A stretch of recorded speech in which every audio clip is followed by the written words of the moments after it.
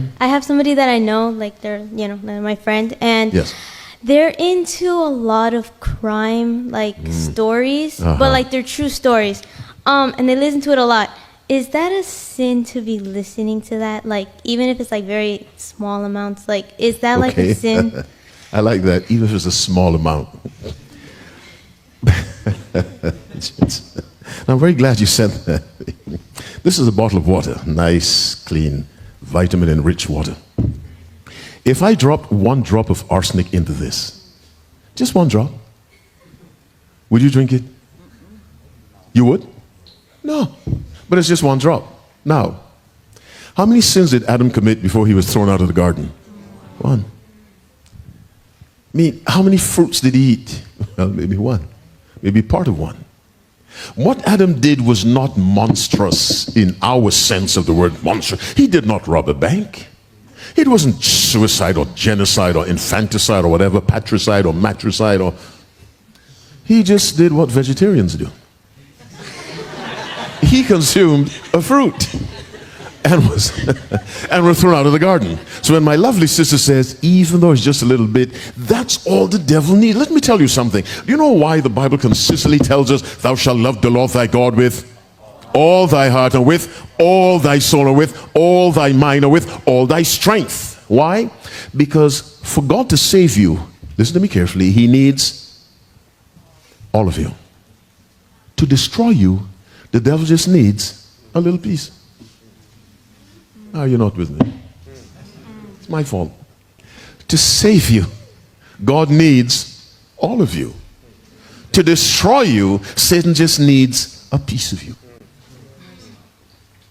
So God says, give me your whole heart.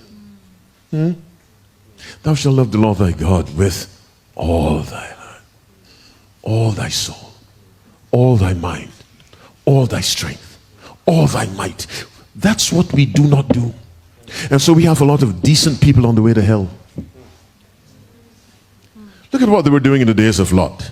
Likewise also, Luke 17:28, as it was in the days of Lot, they did eat, they drank, they bought, they sold, they planted, they builded. Which of those is a crime? None. Living life as usual. But God wasn't first. Lost.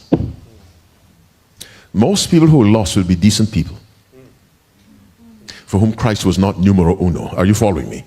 My little sister, my young sister, a little bit of anything wrong is too much. Go to Ephesians 5.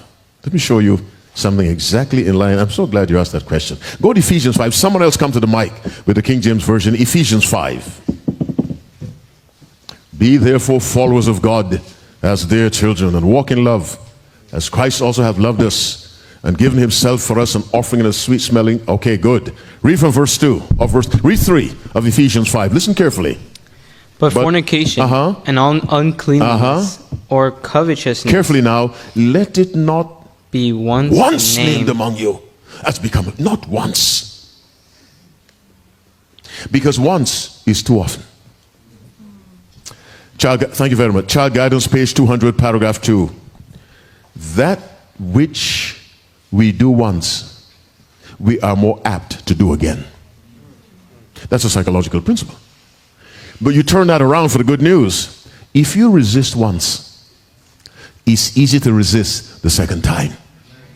Then the third time. It works both ways. And so a little of anything that's bad is not good. Catastrophic. Disastrous. That's how the devil gets you. Little. Many years ago, this is actual true story. The only children's story I can tell, really. I have only 2 children's stories. I trained some squirrels to eat out of my hand. And I would go to the backyard, beep, beep, beep, beep, and they'd come out of the trees. I'd show them nuts. And one in particular would come closer than all the others. I said, this fella is bold. He'd come closer. He actually came up to my hand. I held a nut just like this. He came up, and for the nut, he missed the nut and grabbed my finger. And I felt the power in it, but he didn't bite down. He realized this wasn't the nut. Then he switched his grip, and he took the nut. I was grateful to God. And so he went off. The next day, wink, wink, he came. And I kept doing that. That was a summer. Then I put the nut in the palm of my hand. and did that. And he came and his tail was swishing back and forth. Who is this guy? And then he put his 2 front paws right in my hand, took the nut, turned around and dashed off to the trees. And I said, I've got him. And I kept on doing that. Then I kept backing up. Now, I lived in the basement, so there was a sliding door. And I stepped into the door with a nut, and he came. Now, all the odors in the house he could smell. He was nervous. He took it out of my hand and ran. Then I stepped back. Literally happened. I stepped back into the house. He came into the house. Took that nut. That's how the devil does it.